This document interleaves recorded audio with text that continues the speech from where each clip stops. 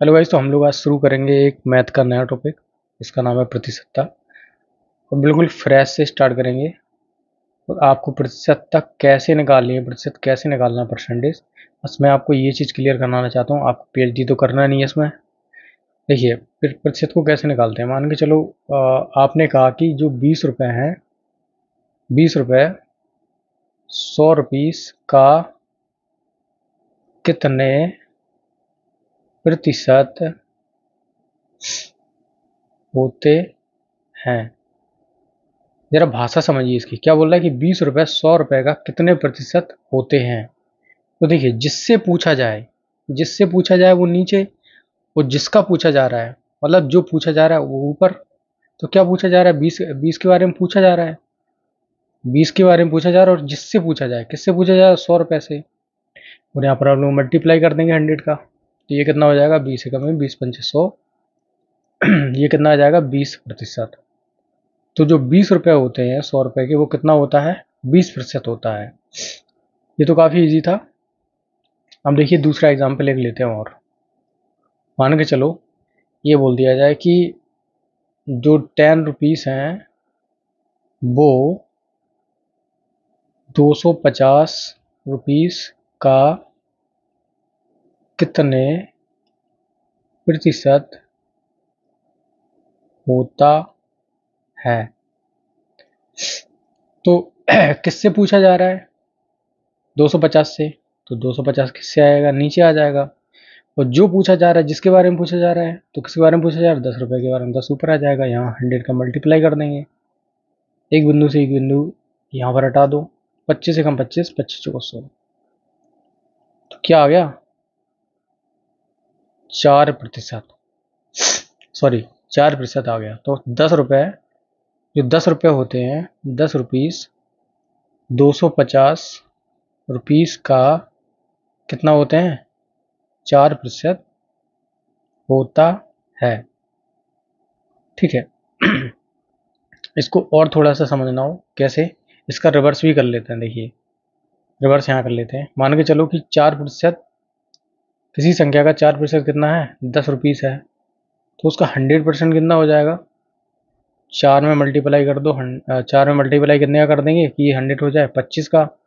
तो यहाँ भी क्या होगा, 25 का मल्टीप्लाई होगा। तो ये कितना हो गया, 25×100। तो 100% बराबर कितना आ गया, 250 रुपीज़। 250 आ गया। देखिए, रिवर्स भी कर सकते हैं, वैसे ही पता कर सकते हैं। और एग्जाम्पल लेते हैं। मान के चलो कि क्वेश्चन आपको दे रखा है, ये दे रखा है कि किसी संख्या का 20% 80 रुपीस है। 80 है, रुपीस नहीं, 80 है। तो वो संख्या कितनी होगी। देखिए, ये है क्वेश्चन। इसको कैसे निकालेंगे। देखिए, किसी संख्या का 20% कितना है, 80 है। तो किसी संख्या का 20% कितना हो गया, 80 हो गया। भाई ये तो हम बराबर कर ही सकते हैं कि 20% का क्या है, कोई संख्या 80 है। तो वो संख्या कितनी होगी। सबसे पहली बात कि कोई भी संख्या जो होती है वो अपने आप में 100% होती है। तो ये तो 20% दिया हुआ है ना, 80। हमको इसको 100% करना है। भाई 100% कर देंगे तभी हमारी संख्या निकल के आएगी। तो 20 में हम किसका मल्टीप्लाई कर देंगे, ये 100 हो जाए। भाई 5 का कर देंगे। तो दोनों तरफ बराबर ही करेंगे, यहाँ भी 5 का कर देंगे। तो ये कितना हो गया, 100% बराबर कितना हो गया, 8×5 = 40। ये हो गया 400। तो वो संख्या कितनी हो जाएगी, 400 हो जाएगी, है ना। अब ये वाला भी थोड़ा कंसेप्ट समझते हैं।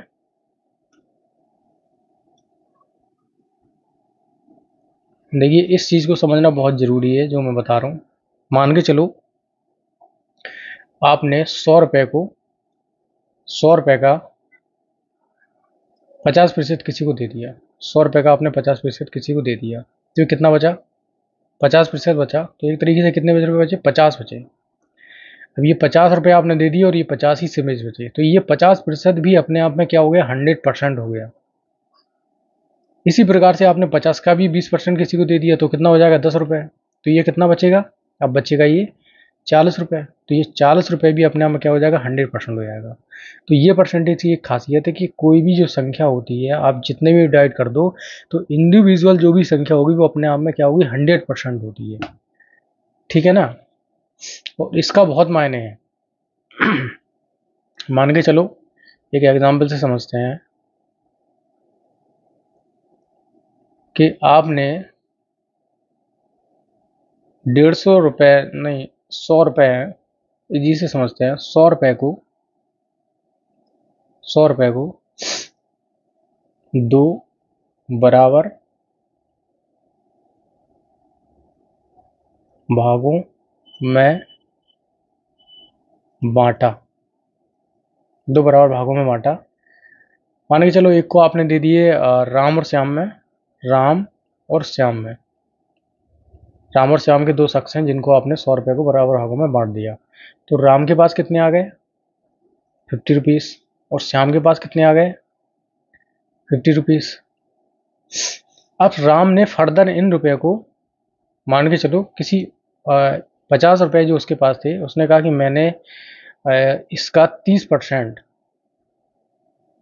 रामू को दे दिया है, 30% रामू को दे दिया। तो रामू को उसने कितने रुपए दिए होंगे, देखिए 50 जो नंबर हो गया वो अपने आप में कितना हो गया, रामू के पास कितने उसने रुपए दिए हैं, रामू को दिए हैं देखिए किसका 50 का कितना हो गया 30%। तो कितना आ जाएगा 100 नीचे आ जाएगा। तो 2 बिंदु से पास दिए 15 रुपये उसने दे दिए।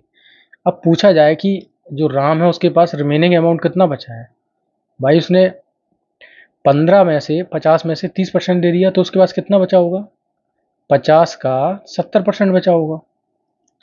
क्योंकि ये देखिए जो 50 रुपये थे वो अपने आप में क्या हो गए 100% हो गए, 30% तो उसने दे दिया तो उसके पास कितना बचा होगा, अभी 70% रिमेनिंग है, या 100 आ जाएगा, एक बिंदु से एक बिंदु, एक बिंदु से एक बिंदु, तो कितना हो गया 35 रुपीज़। तो उसके पास जो रिमेनिंग अमाउंट है राम के पास अभी वो कितना है 35 रुपीज़। तो इस प्रकार से हमको प्रतिशतता का क्या है कॉन्सेप्ट को लगाना है। और एक बात समझते हैं कि हम प्रतिशतता का मतलब कैसे कैसे निकालेंगे प्रतिशतता। मान के चलो ये 20 रुपीज़ हैं और ये 4 रुपीज़ हैं, तो हमको निकालना है कि 4 रुपीज़ ये 20 रुपीज़ का कितना होंगे। तो जिसका पूछा जा रहा है वो ऊपर और जिससे पूछा जा रहा है वो 20, तो 4 रुपये 20 का बताना है ना, 4 रुपये 20 का कितने प्रतिशत होंगे। और यहाँ पर हम लोग कर देते हैं 100 में मल्टीप्लाई, जिससे कि ये परसेंटेज में कन्वर्ट हो जाता है। तो कितना हो गया 20/100, तो ये कितना हो गया 20%। तो जो 4 रुपये हैं वो 20 रुपये के कितना होंगे 20% होंगे, है ना, ये हो जाता है। और भी हम लोग कर सकते हैं थोड़ा बहुत। अब मान के चलो हमें इस प्रतिशत को हटाना है, जैसे ये परसेंटेज का जो निशान हटता है तो क्या आ जाता है 100 से क्या हो जाता है नीचे डिवाइड हो जाता है। मान के चलो कोई संख्या लिखी है 80% लिखी है, तो इसको हम अगर तोड़ेंगे तो क्या हो जाएगा, ये इसको हम लिख सकते हैं 80/100। ये प्रतिशत का निशान जब हटता है तो क्या आ जाता है 100 नीचे आ जाता है, क्योंकि देखिए यहाँ पर हमने प्रतिशत का चिन्ह लगाने के लिए प्रतिशतता निकालने के लिए 100 से मल्टीप्लाई किया था, इसलिए जब हम इसको हटाते हैं तो प्रतिशत की जगह क्या आ जाएगा नीचे 100 आ जाता है। इस प्रकार से इस चिन्ह को हम लोग जोड़ते और हटाते हैं। तो गाइस ये था परसेंटेज का मतलब एक बेसिक था।